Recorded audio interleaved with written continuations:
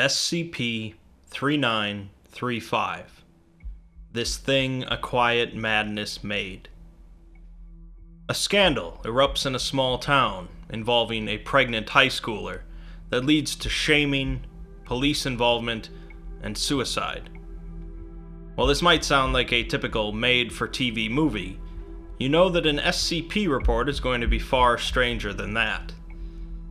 SCP-3935 is another in a line of SCPs that is more about the events revolving around an anomaly than the actual anomaly itself.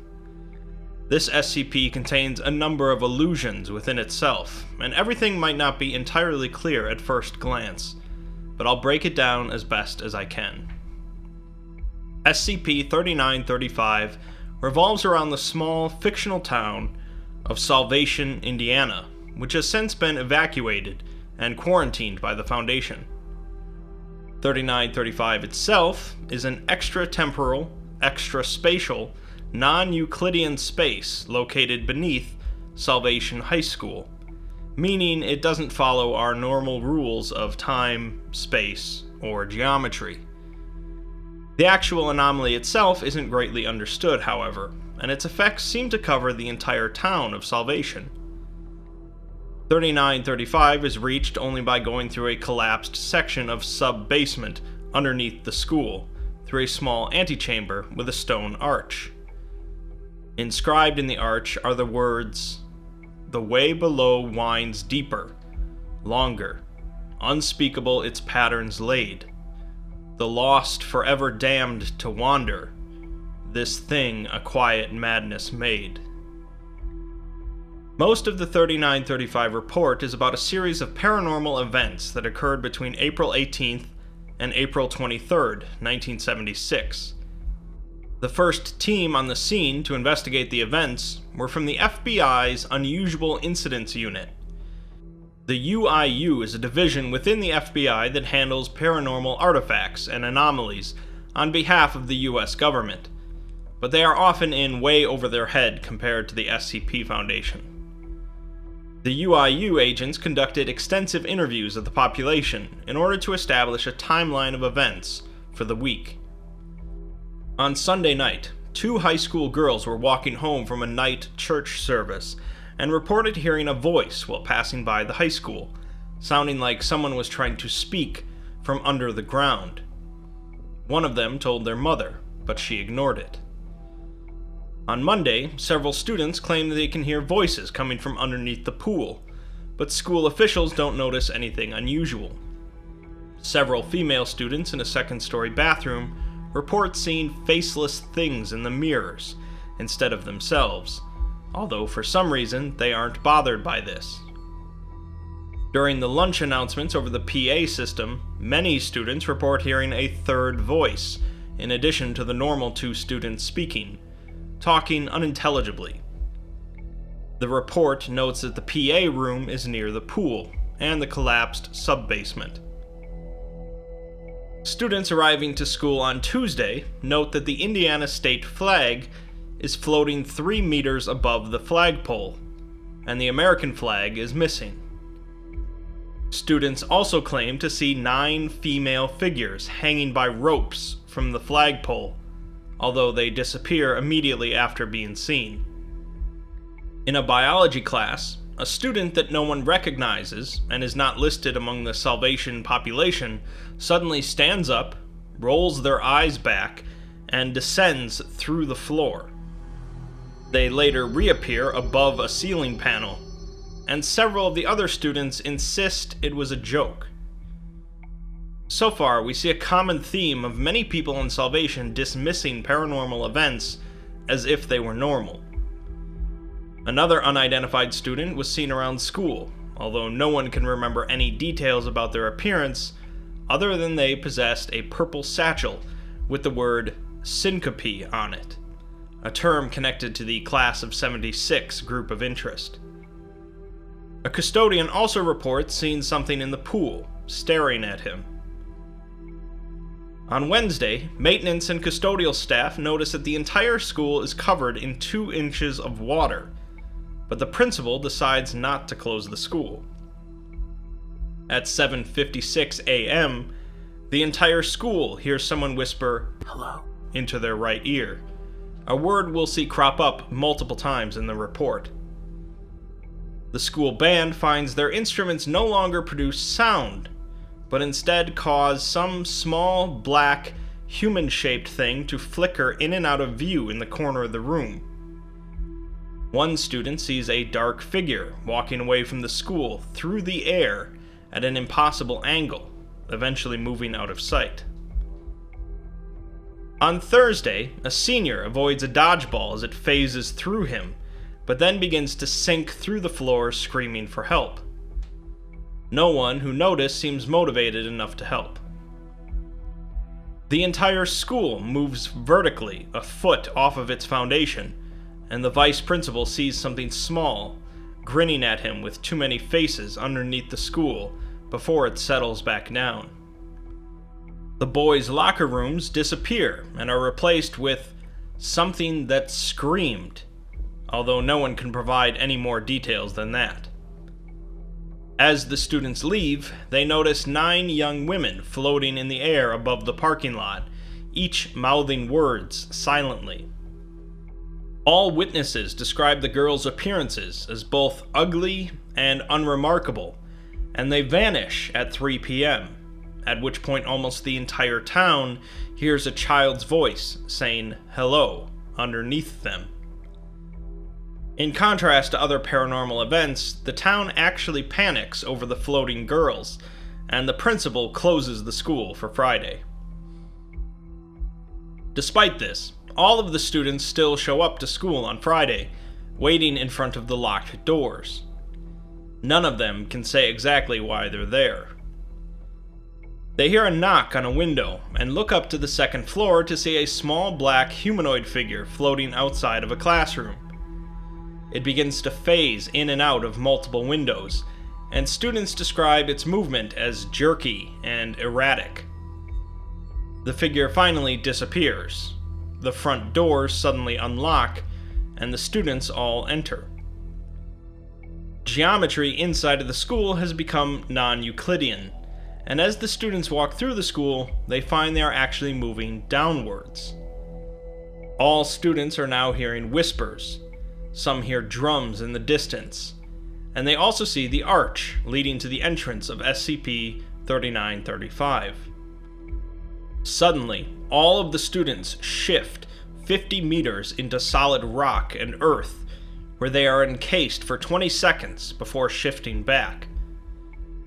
All students later report being the only one in the building at the time, and each says they wandered around for a while before coming across a doorway below a doorway, finally entering the sub-basement. They each report seeing 3 separate visions.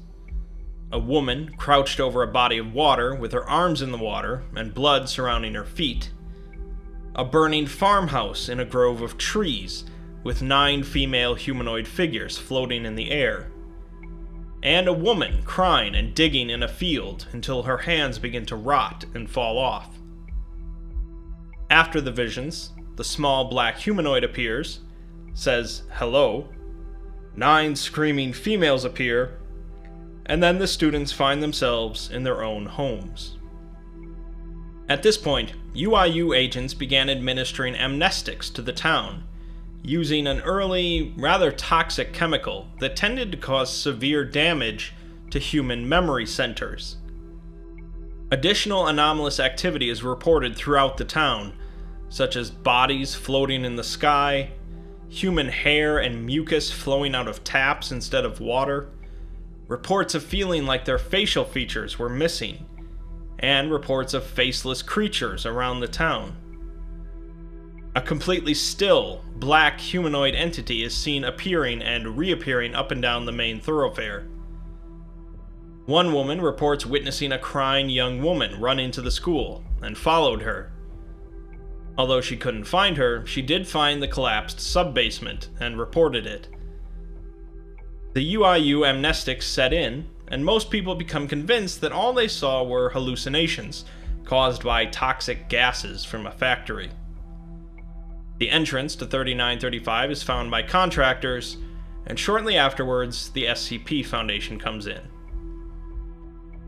The Foundation sends in a 3-man team to explore the area underneath the sub-basement, making it the first documented entry into SCP-3935. They remark that the air feels funny, and the walls are continuing to narrow, until suddenly, one of them falls inexplicably out of sight. The other two hear something behind them, and continue to squeeze forward until they pop out into a larger space. As they look around the space, they notice fog covering the entire chamber, and across a narrow stone bridge, they see a massive structure carved out of stone that heavily resembles the Salvation High School. Beneath the structure is another one, also resembling the school, and beneath that, another one, although they're unsure how far down it goes.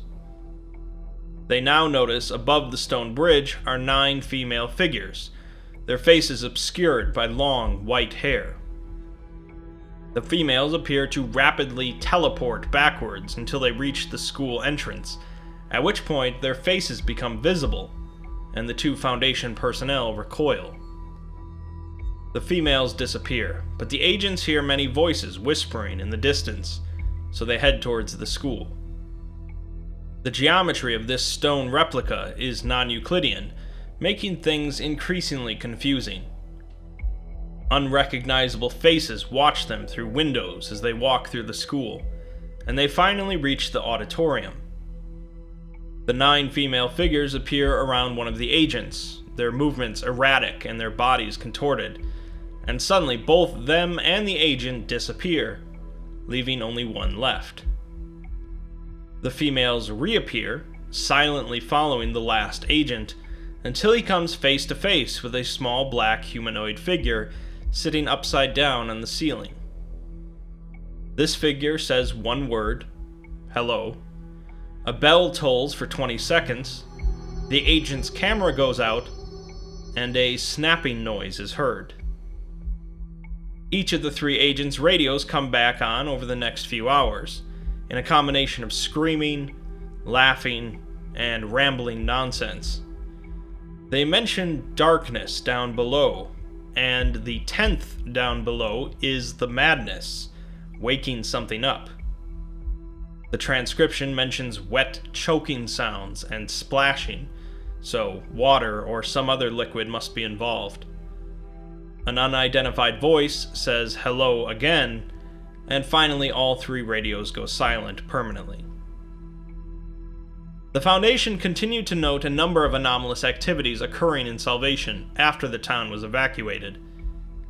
They report seeing a figure dressed as a UIU agent trying to direct people towards the school, that disappears upon close examination. One agent reported seeing a small black figure underneath his vehicle that also disappeared, but they continued to report seeing it in their peripheral vision. Many reports of sounds coming from a grove of trees near the high school, where there was a dilapidated house and 9 things in the backyard, although the data is expunged. 9 hanging female figures drive off the exploration team, and the house was unable to be located again. The 9 females were often seen after dark, each with extremely distended features, or no features at all, jerkily moving towards agents, only to disappear before reaching them. Multiple reports of bodies floating in a pond outside of town before sinking and disappearing, although no more than 9 at a time. The report suggests that this is likely connected to the 9 things behind the house in the grove, possibly alluding to graves. We finally get some answers, although perhaps not all of them, from an interview conducted in 2002 with a woman who taught at the school in 1976. Unfortunately, due to the toxic amnestics used on the town, her memory is rather faulty. The woman recalls that Salvation was a quiet and tight-knit community that barely had any crime.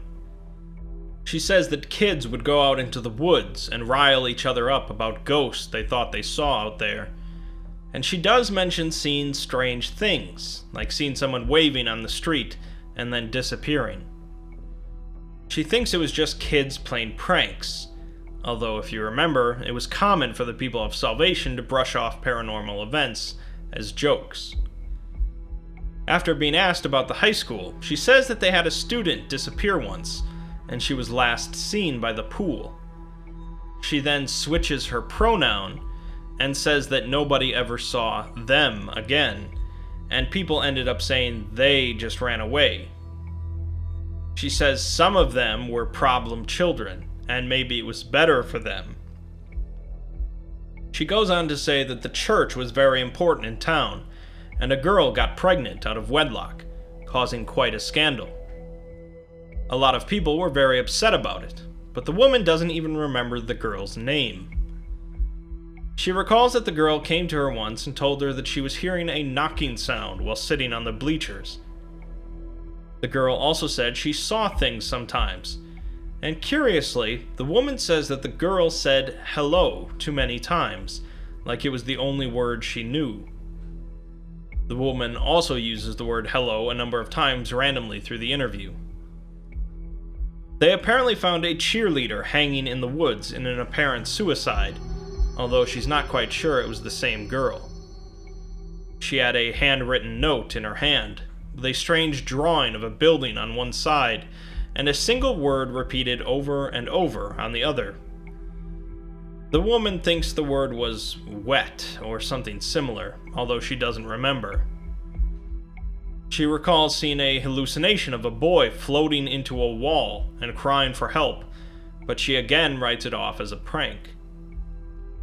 When questioned about the sub-basement, the woman shifts uncomfortably and says that the girl asked about it once, as she apparently heard noises coming from it.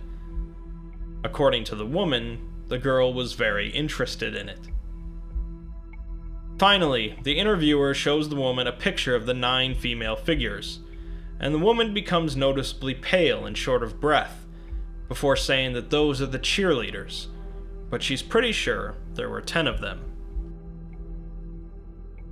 So, we have the aftermath of a story, but we'll have to sort of piece together the story itself, as it's mired in symbolism, faulty memories, and incomplete data. The story itself is about a scandal in a small town involving a pregnancy, an abortion, and suicide. But remember that this is an SCP, and the SCP itself is located beneath the high school. This SCP is not very well understood, but it seems to be somewhat sentient and capable of communication, as well as affecting the town in strange ways. We have reports of strange activity for a while in town that were dismissed or otherwise ignored. A high school cheerleader becomes pregnant out of wedlock, a huge scandal, and the girl becomes increasingly interested in the space beneath the school. The SCP there seems to communicate with her, speaking the word hello and showing her the extra-dimensional space. She eventually is driven to drowning her baby in the pool, and then disappears. How do the other 9 cheerleaders fit in?